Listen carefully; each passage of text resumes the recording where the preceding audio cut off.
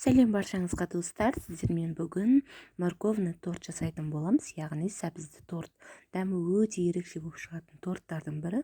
Сіздерге де жасап көруге кеңес беремін. Достар, менің каналыма тіркеліп, лайк, комментарий жазып кетуді ұмытпаңыздар. Алда керемет рецепт күтіңіздер. Ең алдымен достар, електен өткізілген ұнымызға ең алдымен құрғақ қоспаларымызды қосып дайындап алатын боламыз. Мен описание бөліміне қанша грамм қосқанымды барлығын жазып кететін боламын. Сол жақтан қарап алсаңыздар болады. Құрғақ қоспаларымыздан ең алдымен разрыхителімді салдым, оның үстіне корицамды салдым, және де ванилинімізді салып, жақсылап араластырып алатын боламыз құрғақ массамызды. Осы массамызды бір шетке алып қоя тұрыңыздар.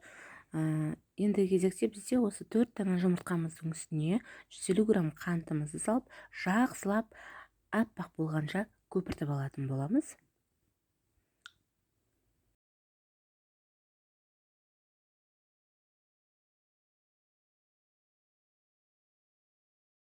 Неке достар, аппақ болып көпірді.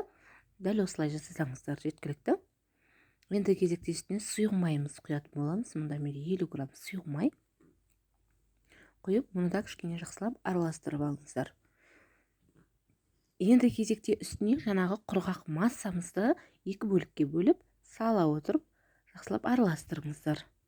Арасында түйіршік қалмайтындай етіп, сағат тіліменен жақсылап араластырып салып алыңыздар.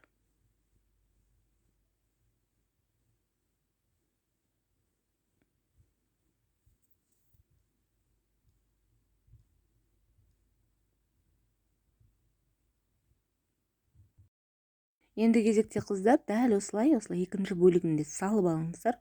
Оны да жай ғана сағат тілімен жай отырып араластырыңыздар.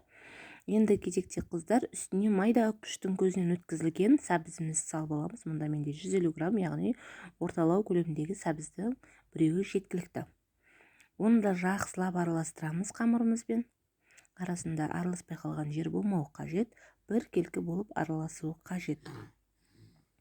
Дәл осы араласқан массамызды формамызға пергамент қағазын кигізіп алып, қызып тұрған пешімізде 180 градуста 30-40 минутқа пісіріп алатын боламыз. Мен 2-ге бөліп пісіріп алдым. Мұнда менде 2 қабат торт шығаратын боламыз. Достар, дәмі өте ерекше болып шығады. Жасап көруге сіздерге де кеңес беремін. Мінекей мен корждарымыз шықты. Өте жұмсақ, нәзік болып шықты бисквиті. Енді кезекте кремін дайындайтын боламыз. Креміне менде 33% сливкидің жартысы ғана жеткілікті болды. Оның жақсылап араластырып аламыз, кішкене қоюландырып. Үстіне сахарный пудрамды салып алдым.